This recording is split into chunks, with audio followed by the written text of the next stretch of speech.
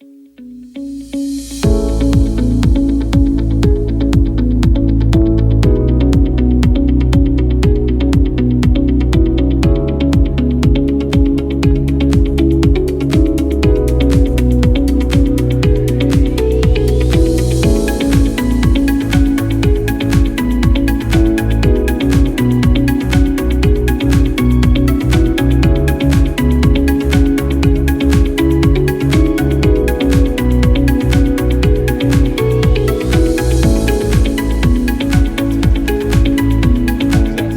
thème a déjà fait l'objet d'une préséance au cours de laquelle le jury a eu à poser des questions et formuler des remarques.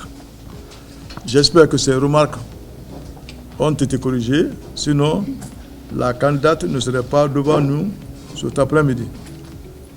Et si cela y est, si toutefois elle a tenu compte de ces remarques, la séance de cet après-midi aura purement un caractère cérémonial. Mais pour en savoir davantage, je vais passer la parole à monsieur le rapporteur pour nous faire le point de la situation. Monsieur le rapporteur, s'il vous plaît, vous avez la parole.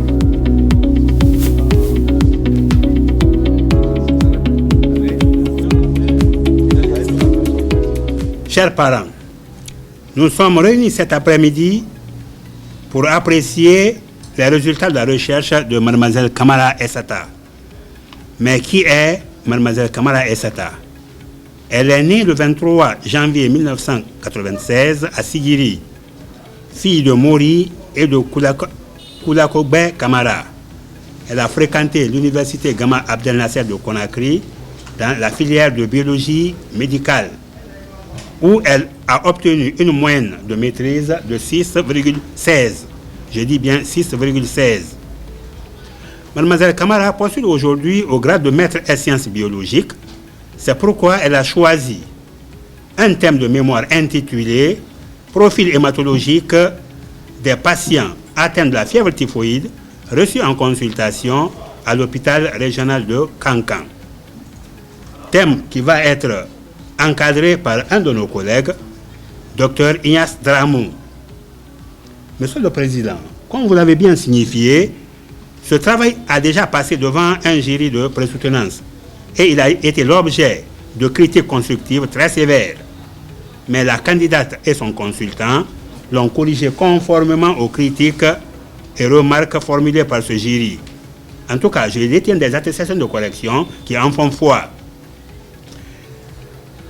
C'est pourquoi, c'est à l'issue de cela d'ailleurs qu'un jury de 5 membres, un jury national de 5 membres a été désigné pour les dernières appréciations.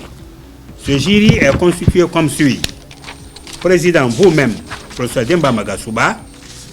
Vice-président, Dr Amadou Sadio Diallo. Rapporteur, moi-même, M. Lansana Bangoura. Membre, Dr Talibi Dos Kamara et M. César Agassou. Consultant, on a déjà dit ça, c'est Dr Ignace Dramou. Je pense que tous les membres du jury sont là et que le quorum est atteint. S'il n'y a pas d'objection de dernière minute, Monsieur le Président, la soutenance peut avoir lieu.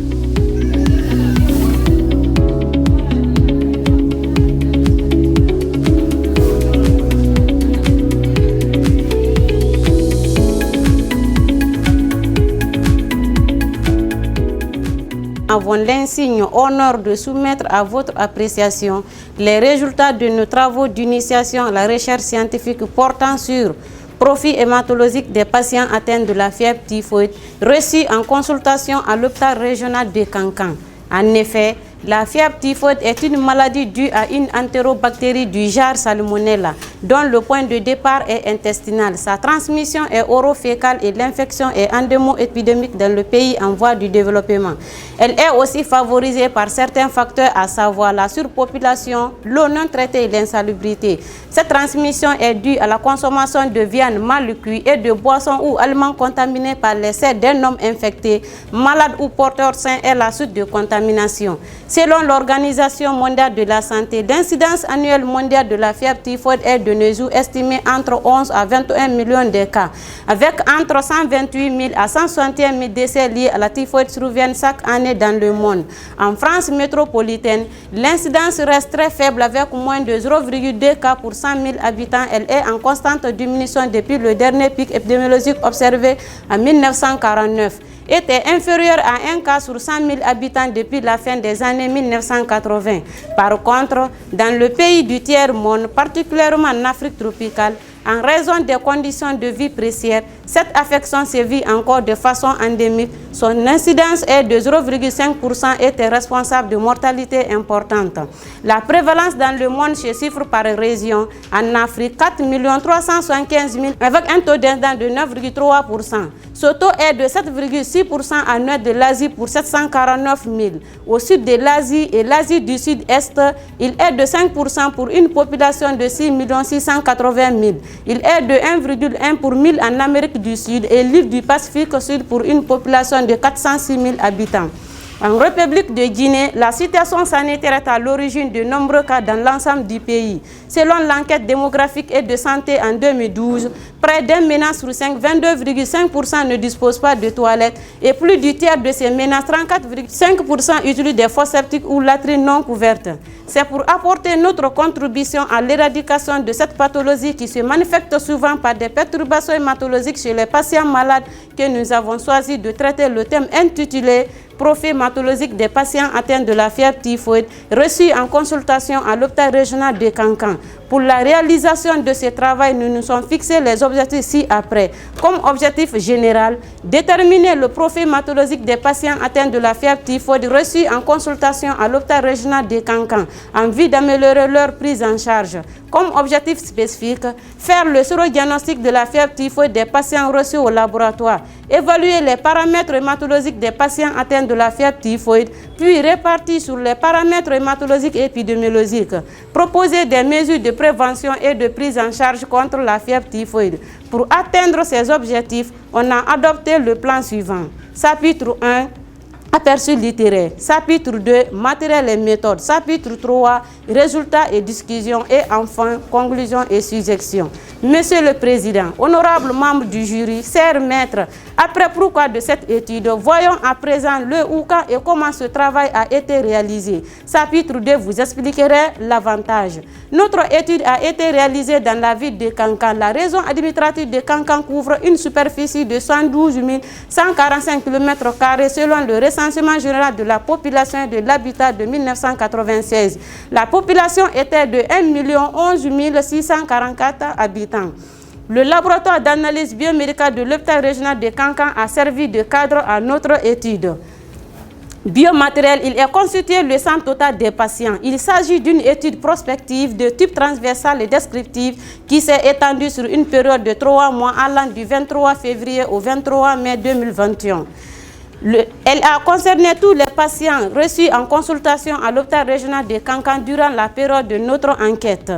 L'échantillonnage a été aléatoire simple et la taille de l'échantillon N égale à 300 a été calculée à partir de la moyenne des prévalences hospitalières, 18% à travers de la formule de Charles. Ont été inclus dans notre étude tous les patients reçus au laboratoire munis d'un bulletin d'examen sur lequel les examens sérologiques et hématologiques sont demandés. N'ont pas été inclus dans notre étude tous les patients ne remplissant pas des critères d'inclusion. Variables biologiques, Vidal Félix, numération formule sanguine, volume globulaire moyenne, concentration corpusculaire moyenne, hémoglobine. Variables épidémiologiques, âge, sexe, situation matrimoniale, résidence, catégorie socio-professionnelle et niveau d'instruction. Les données ont été collectées grâce au carnet de santé, aux résultats de laboratoire, au bulletin d'examen et à l'interrogation des patients, puis dépilés, saisis et analysés avec le logiciel Microfloss All et Excel 2010. Le manque de milieu de culture pour l'hémoculture et la coproculture, ainsi que l'antibiogramme ont été nos limites et nos difficultés. Chapitre 3, résultats et discussions. Monsieur le Président, honorables membres du jury, chers maîtres, l'application de la méthodologie de recherche a abouti aux résultats souvent sous forme de tableaux, lesquels ont été commentés, interprétés, commentés et discutés selon les données de la littérature disponible. Wow. Tableau 3. Répartition des patients selon le type d'agglutination. Dans ce tableau, nous constatons que sur 300 patients reçus en consultation, 93 ont été diagnostiqués, 77 ont réagi avec les antigènes TO positifs, TH positifs, soit 26%. Ça s'expliquerait par le fait que les patients se sont consultés à un stade avancé de la maladie. On parle phase chronique. 16 ont réagi avec les antigènes TO positifs, TH négatifs, soit 5%. Sont des patients venus au stade de la primo-infection. 10 ont réagi avec les antigènes TO négatifs, TH positifs, soit 3%. Et 197 n'ont pas réagi à aucun antigène, soit 86%. Nos résultats sont inférieurs de ceux trouvés par Touré en 2016 au centre de santé de Matoto, qui a trouvé une surprévalence de 61,9% pour le TO positif, TH positif et 29,38% pour le TO positif, TH négatif. Tableau 4. Prévalence globale de la fièvre typhoïde des patients reçus au laboratoire. D'après ce tableau, nous constatons que répartition globale de la fièvre typhoïde des patients reçus au laboratoire. D'après ce tableau, nous remarquons que sur 300 patients reçus en consultation, 93 ont été diagnostiqués positifs, soit 31%, contre 207 cas négatifs, soit 69%. Nos résultats sont inférieurs de ceux trouvés par Gubaté en 2021 à l'hôpital préfectoral de Dubreka, qui a rapporté une surprévalence de 56%. Tableau 7. Variation de la concentration corpusculaire moyenne chez les patients atteints de la fièvre typhoïde. Dans ce tableau, nous remarquons que 100% des patients anémiés avaient un volume globulaire moyen normocytaire. Nos résultats sont différents de ceux trouvés par Guémou en 2021 au CMC Bernard Koussouma de Coronti, qui a rapporté 15% d'anémie microcytaire et 85% d'anémie normocytaire. Variation de la concentration corpusculaire moyenne des patients atteints de la fièvre typhoïde. Dans ce tableau, nous constatons que 100% des patients souffraient une anémie normochrome. Variation des paramètres hématologiques des patients atteints de la fièvre typhoïde. Au vu de ce tableau, nous constatons que 31% des patients atteints de la fièvre typhoïde possédaient un taux d'hémoglobine bas, les neutrophiles très élevés avec 98%, ainsi que les leucocytes soit à 100%. Cela explique le caractère chronique de l'infection en salmonella. Typologie des anémies chez les patients atteints de la fièvre typhoïde. Chez les patients atteints de la fièvre typhoïde, le taux d'hémoglobine était bas chez 29 avec une typologie anémique ci-après. Anémie FISR 52% et anémie modérée soit 38%. Ce qui montre que les patients atteints de la fièvre typhoïde, le taux d'atteinte de la fièvre typhoïde, les paramètres hémoglobiniques doivent être surveillés. Répartition des patients atteints de la fièvre typhoïde selon le sexe. Dans ce tableau, nous remarquons que la fièvre typhoïde a touché plus le sexe féminin que le sexe masculin, avec 57 cas, 61%. de 39% sur le sexe masculin. La prévalence élevée chez les femmes est aléatoire, tandis que les femmes utilisent des fois de l'eau non potable pour les tâches domestiques. Répartition des patients atteints de la fièvre typhoïde selon la situation matrimoniale. Par rapport à la situation matrimoniale, la fièvre typhoïde a touché plus. Les mariés étaient les plus touchés avec 117 cas, 83%. Et les célibataires 16 cas, soit 17%. Nos résultats sont différents de ceux trouvés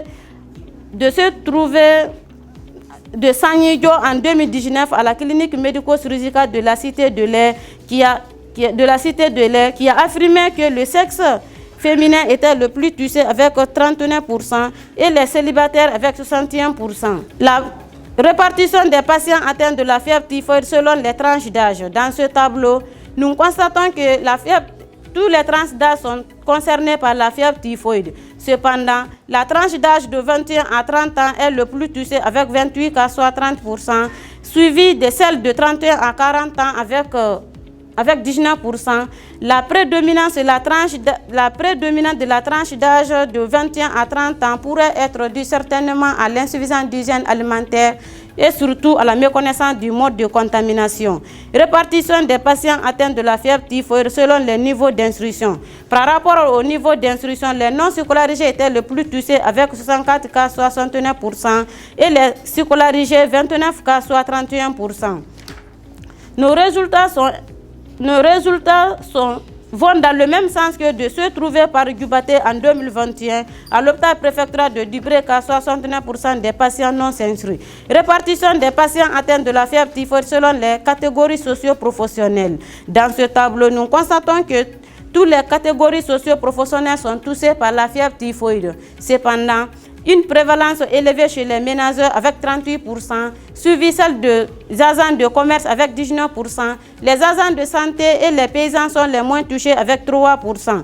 Nos résultats sont différents de ceux trouvés par Sano en 2017 à l'hôpital régional de Kindia qui a trouvé une surprévalence de 28,81% chez les élèves étudiants, 23,72% chez les ménageurs et 9,32% chez les juvriers.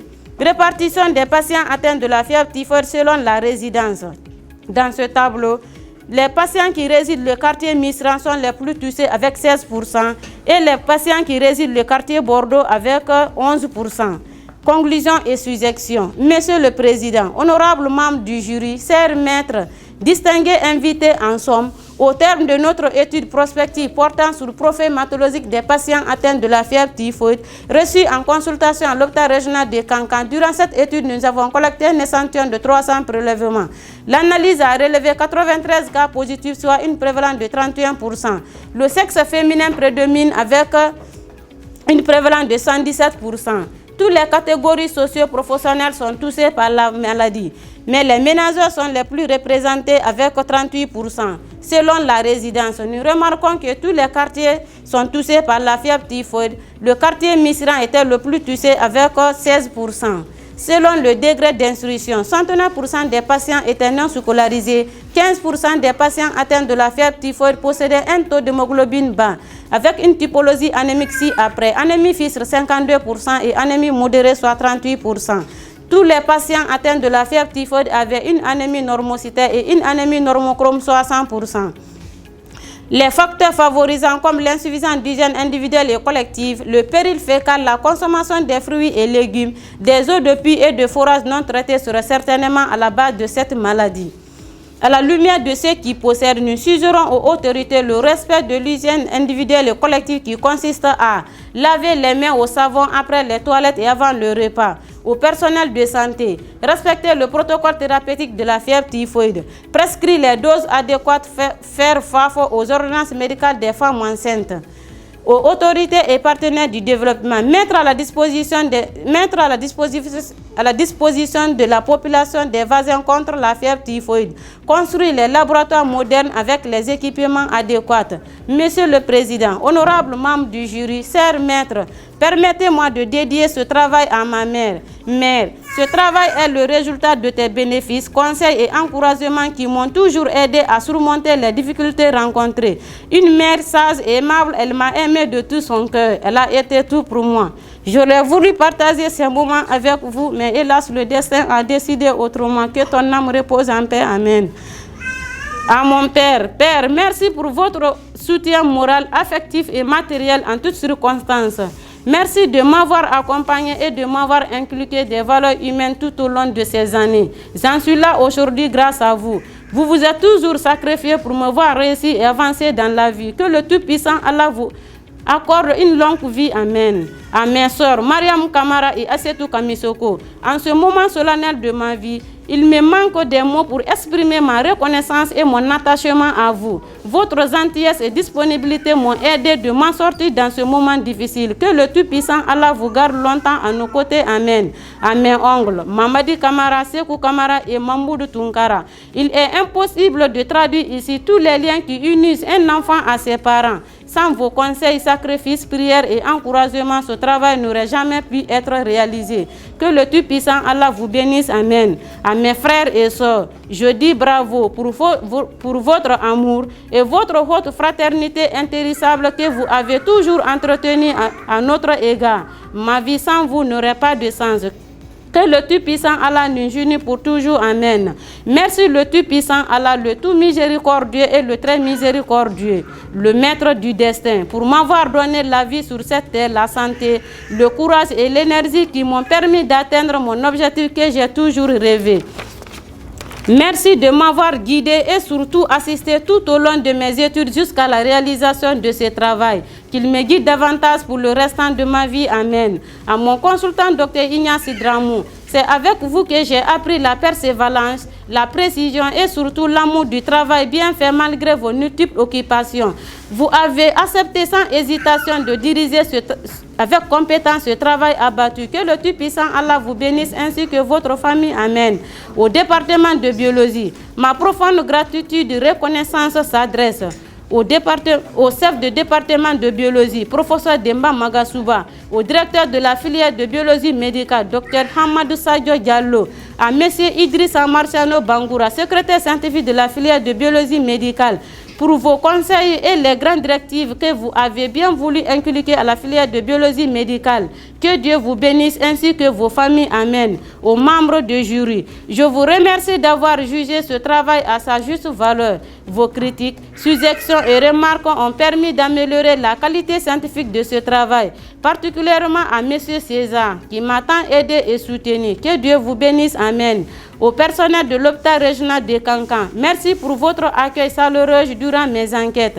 À mes amis, pour tous les bons moments passés ensemble, pour vos soutiens et services. Que Dieu vous bénisse. Amen. À la 55e promotion de la filière de biologie médicale, la route était longue et couverte de toutes sortes de difficultés et d'inquiétudes. Nous voici enfin franchis, la ligne d'arrivée étant attendue. Que Dieu nous accorde bonne carrière dans le domaine qui est le nôtre. Je vous porterai toujours dans mon cœur. J'adresse mes remerciements particulièrement à mon fiancé Abdoulaye Chérif, qui n'a pas cessé de m'apporter son amour pendant la réalisation de ce mémoire. Que le Tout-Puissant Allah nous unisse pour la vie. Amen. Enfin, mes remerciements vont à l'endroit de tous ceux qui, de près ou de loin, contribuaient à l'élaboration de ce présent ouvrage. Je vous remercie.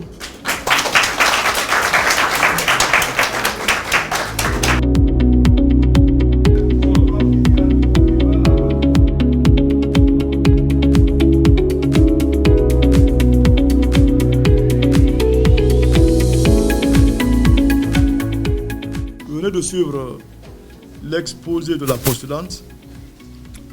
Nous allons maintenant passer à la seconde phase parce qu'il y a une autre soutenance qui nous attend.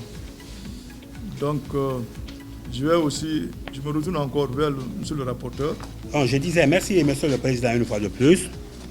C'est avec une attention très soutenue que nous avons suivi la communication de Mademoiselle Camara, une communication qui voulait être très compréhensive, mais avec la technologie, comme vous l'avez dit, Monsieur le Président, il y a eu des petits tâtonnements, puisqu'elle voulait suivre et le mémoire et l'ordinateur.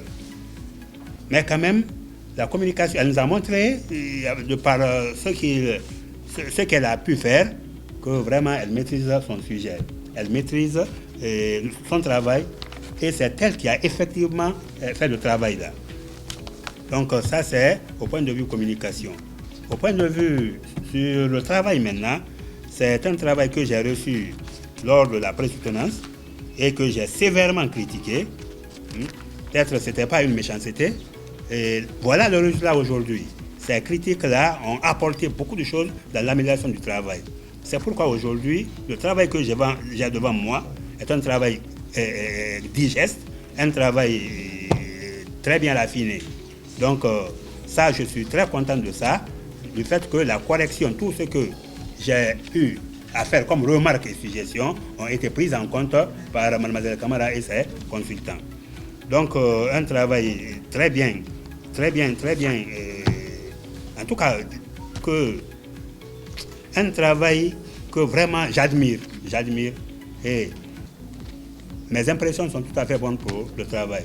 Donc, Monsieur le Président, je n'ai pas de questions à poser, bien qu'il y a des petites coquilles qui persistent et qui vont être corrigées avant le dépôt final. Donc, je n'ai pas de questions à poser et je vous remercie. Distingués membres du jury, chers maîtres, je tiens tout d'abord à remercier Aïssata pour sa présentation. Je sais que Aïssata, ce qu'elle voulait nous démontrer ici, on s'attendait à ça, mais ne serait-ce que la technologie qui a déconné un peu. comme le rapporteur l'a si bien dit. On sent déjà en toi que tu as la maîtrise de ton travail. Là, c'est une bonne chose. On félicite cet aspect. Parlant du travail, là, je n'ai pas de commentaire là-dessus. Le rapporteur l'a si bien dit. Donc, tu verras les coquilles qui ont persisté, tu vas les corriger avant le dépôt final. Et parlant de la candidate elle-même, Monsieur le Président, c'est une étudiante que je l'ai rencontrée. Et je suis en elle que c'est une fille qui est disciplinée, travailleuse, surtout très polie, très sage. Là, il faut le dire. Donc, je n'ai pas assez de questions, mais une seule question à te demander pour voir comme tu as démontré que tu as la hauteur de tes, juste pour un contrôle, un petit contrôle seulement. En fait, parlant de tes résultats concernant la répartition des patients atteints de la fièvre typhoïde selon la situation matrimoniale. Par rapport aux travaux antérieurs, on se rend compte que la majeure partie, ce sont les célibataires qui sont beaucoup plus touchés par la fièvre typhoïde. Mais pour ton cas, c'est les célibataires, c'est les mariés. C'est un mémoire très amélioré que nous avons reçu. Comparé à la forme que nous avons reçue à la pré-soutenance. Mais cependant, il y a des coquilles qui persistent. J'ai déjà informé le rapporteur pour corriger avant le dépôt final. Côté communication, vous avez été témoin, elle a bien commencé. Ça veut dire qu'elle avait bien révisé sa communication. Mais elle a été interrompue par la technologie. C'est pour cette raison que nous vous demandons expressément, on insiste même, avant qu'on arrive ici, c'est toi de trouver que vous avez essayé, vous avez tout fait. Si tous les problèmes sont réglés avant, c'est parce qu'elle n'a pas pris le temps de faire ça depuis le matin. Et pourtant, elle devrait essayer, et l'ordinateur, et si ça passait. Le travail qu'on devrait commencer ici aujourd'hui à 10h, on a commencé presque à midi, à 11h. Ça veut dire qu'elle a eu le temps de 8h jusqu'à 10h pour essayer, pour savoir, parce que personne ne pouvait l'empêcher de le faire. Mais ça, c'est pour vous qui restez. Parce qu'on a 27 soutenances, donc moins 4 aujourd'hui. 27. Donc on en a beaucoup les semaines à venir. Donc si vous répétez les mêmes choses, vous devez très très mal vous noter. Parce que c'est une injure à notre niveau. C'est votre ordinateur, c'est votre présentation, c'est tout est vous. Donc il ne faut pas qu'il y ait des problèmes ici. Elle ne va pas subir ça, mais vous allez subir. Parce que vous n'étiez pas informé. Je vous informe. Et côté toujours communication, vous avez des difficultés à prononcer correctement les mots, à mettre les articles à leur place. Ça, on ne va pas continuer à vous apprendre parce que ça, on le fait depuis longtemps. Je sais que l'éducation a beaucoup influencé la langue maternelle à Kankan, a beaucoup influencé votre communication en français. Mais vous devez faire des efforts. Non, je suis sincère. Moi, je parle toutes les langues nationales presque du pays. Mais je comprends mieux français que toutes les langues nationales réunies. Parce que j'ai compris que c'est dans cette langue que je vais travailler, c'est dans cette langue que je vais écrire. Je ne vais pas écrire ni en Soussou, ni en Manikakan, ni en Poula, ni en Kissien. C'est en français que je vais écrire. Donc, je me suis condamné à le faire. Surtout que moi, j'ai étudié en langue nationale. Jusqu'en 6e année. C'est en 84 m'a trouvé fin 5e année. Donc, j'étais en 6e année. Donc, ça veut dire que j'ai étudié en langue nationale. Mais mon français est clair parce que je l'ai compris.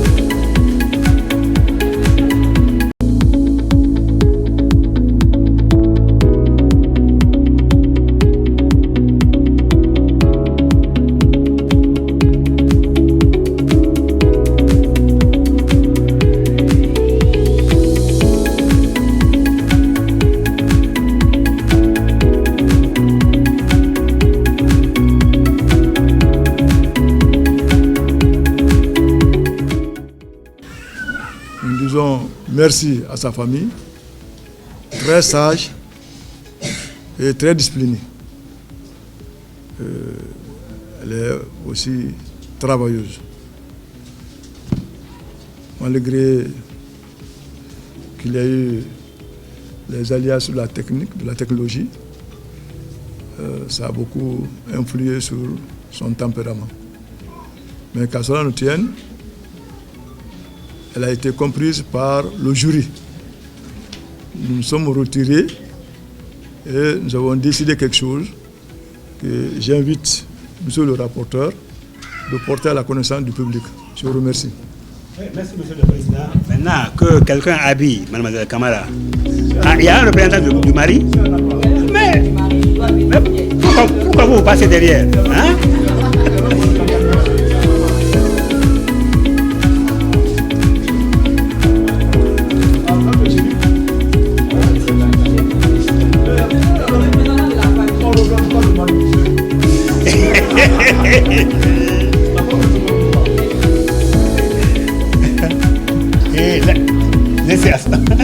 Laissez Asma en paix.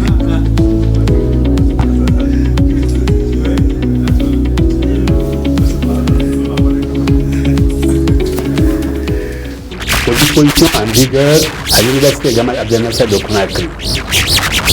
Vu l'acte numéro 347, programmant Mademoiselle Camara à la soutenance, vu les attestations versées au dossier, vu le mémoire en fonction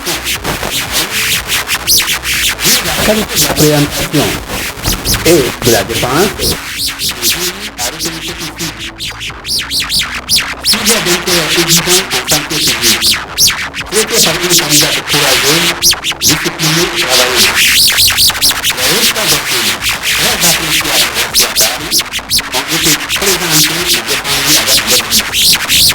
En tenant compte de la gestion du travail, les juges acceptent que d'état l'impétrance de leur Camara admise les droits de l'apporter avec la note 9.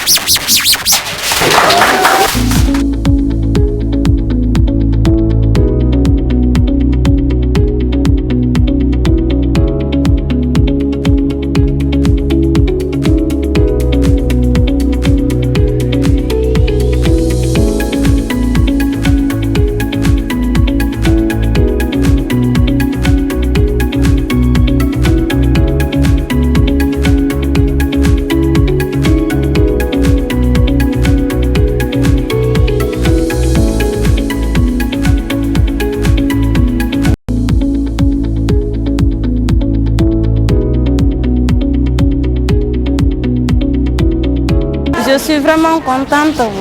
Ma soutenance a été bien passée. C'était mon rêve aussi d'atteindre mon objectif.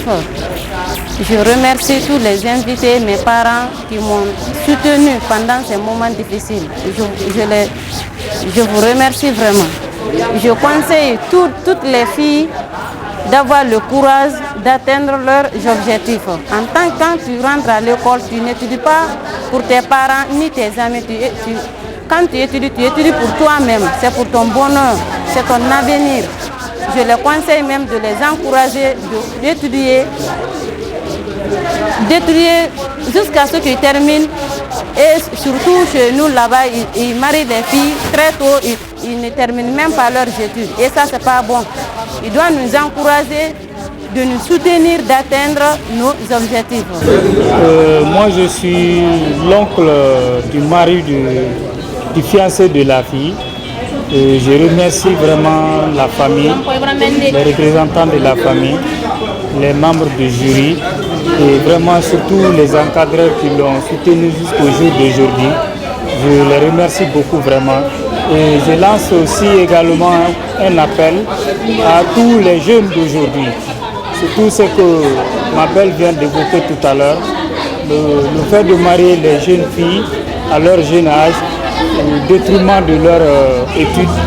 J'encourage les jeunes qui se marient, donner la chance à leur chère épouse de pouvoir vraiment terminer leurs études. Les filles ne termineront pas leurs études sans l'aide de leur mari.